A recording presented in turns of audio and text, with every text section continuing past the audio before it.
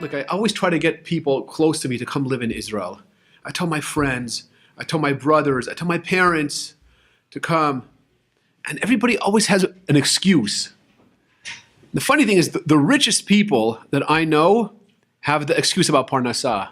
I know a guy who has 500 stores in America. I think about this all the time. And if each store was worth $1 million, he would have 500 million. If each store was worth $500,000, he'd have $250 million. You know, and that's a ton of money.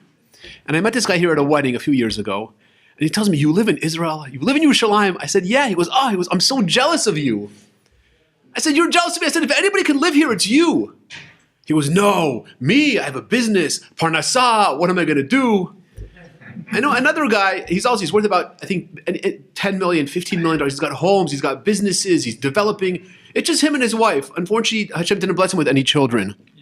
And this guy goes to work day and night, and he fights with people. He's making deals. And this, for what? Like, what's the plan? You have more money than you're ever going to need to live. And he also was here in Israel. "Oh, I love it here. I feel amazing over here. So come live here." No, Parnassah. It's always the rich people. And I used to think to myself, Parnassah is a big bracha. Like, you have money, Hashem is good. It's great. But the truth is, it's not so great, because in a lot of ways, it holds you back from living your life the way you really want to live. I know a friend of my parents in LA. The guy is an older man, self-made, wealthy guy. He loves Israel. He loves it. He comes here, tells his wife, "I'm going for a week." He ends up staying for 3 months. And he's on the bus, he's hugging the bus drivers, he's kissing the people in the shuk. He's like, "Oh, I love it here." He's so happy when I tell him, "Come live here." "No, my businesses, I can't, and I have so much real estate." And he tells me, he goes, but he's at least a little more honest. He tells me, "I'm a liar." He goes, "I want you to know, I'm a liar." He goes, "Every morning I say, 'Shelo asani aved.'" He goes, "I'm lying because Hashem, I say, thank you for not making me a slave, but I'm a slave. I'm a slave because my real estate is holding me, my businesses are holding me. And every day I say, okay, I'm going to finish, I'm going to close. But if I sell, I pay too many taxes and I don't want to lose the money. So I stay here." And he goes, "And I'm stuck."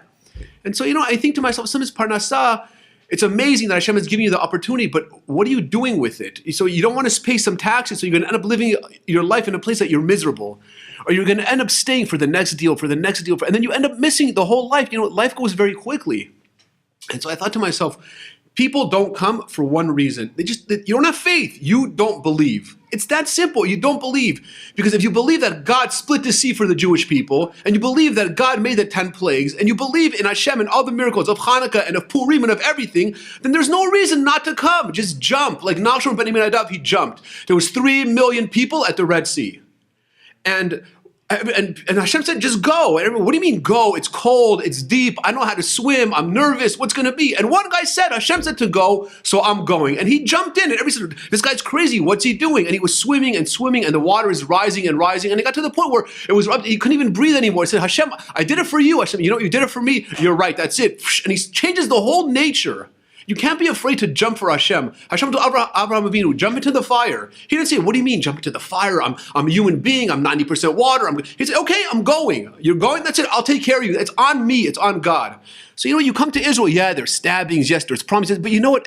People are coming every day, and people are making it. And it may not be the life that you're used to with 5 cars and 18 bedrooms, but you don't need it. Your insides here are happy. Your insides here are connected, and you can live a very spiritually rewarding life. Moshe Rabbeinu is the one guy who saw God. He was up on Har Sinai for 40 days and 40 nights. People today have these near-death experiences, or out-of-body experiences, where they're on an operating table, or they had in a car accident, God forbid, and they say they went up to heaven and they thought they were there for 6 months, for 3 months, for hours, and they tell them you were gone for 2-3 minutes.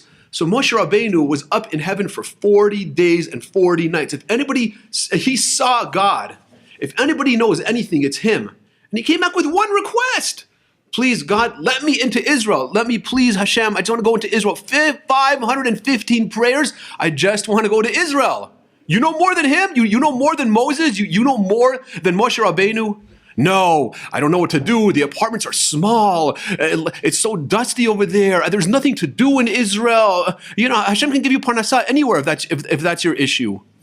So I think, you have to people should just be honest with themselves. If you really, really believe then just, that's it. Then you have to believe 100%, not when it's convenient for you. Yeah, I have $1 million in the bank. My wife is healthy. My children are healthy. So yeah, I believe in God. It's great. Can I have another beer, bartender, and some more suntan lotion? Yeah, my life's amazing. God, no, Hashem, you believe, you come, and you jump. Like I said, 3 million people were across the Red Sea, but everybody only knows the name of one or two. Why Nachshon ben Aminadav? Because he was the first one in. You have to be the first one. You just jump. I promise you. You jump for Hashem, he's going to catch you. He's going to catch you. That's it. You just have to know that, and you have to believe it, and you have to come. This is the first time in thousands of years that Eretz Yisrael is open. It's open to come, and Jerusalem is in our hands. You can come live in Yerushalayim. You say it every day. You pray it every day. Bonei Yerushalayim, Hashem. Every Rosh Chodesh, Hashem, we're going to bring korbanot. Please bring us back to our land. Bring us back to Yerushalayim, and let us bring korbanot over there. It's here. It's ready for you. It's waiting for you. It's a brand new city. They're developing, there's trains, there's new apartments, there's new buildings. The whole city is brand new. 50, 60 years ago, you couldn't give this place away. Now it's becoming untouchable. The whole world wants to be here. And you have an option to be here, and you have an opportunity to be here, and you're not coming. What are you waiting for? They're going to ask you in Shemaim, why didn't you go? What are you going to tell them? The apartments were small. I couldn't make business over there. It's too dusty. I don't know. What am I? The land. Just come. Don't be afraid. This is our land. This is Hashem gave the Jewish people two inheritances, the Torah and Israel. So you know what? You do one mitzvah, you wear tzitzit, you put tefillin, you say a bracha. Okay, you've taken your inheritance, your portion of your inheritance of the Torah. But you know what? Israel is waiting. This is the best. Hashem, God, the Creator, who wrote the book, he said this is the place. And you know more than Him. There's no excuse. If you really believe, you'll come. And if you don't believe, then what are you doing? Be honest with yourself. What are you doing? We're waiting for you. Thank you.